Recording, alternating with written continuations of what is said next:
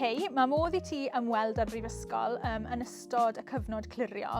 Mae diwrnodau agored clirio gyda ni yn rhedeg ar Awst 14, 15, 16 ac 17.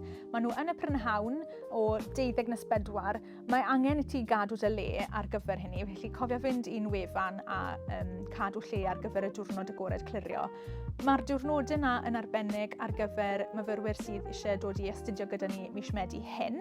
Mae'n gyfle gwych i ti gwrdd â'r darlithwyr, i ti weld y campws, i ti gael siarad gyda rhai o'r myfyrwyr sydd ar y cwrs a jyst i gael bach o deimlad o'r lle cyn bod ti'n dod ma'n mis Medi.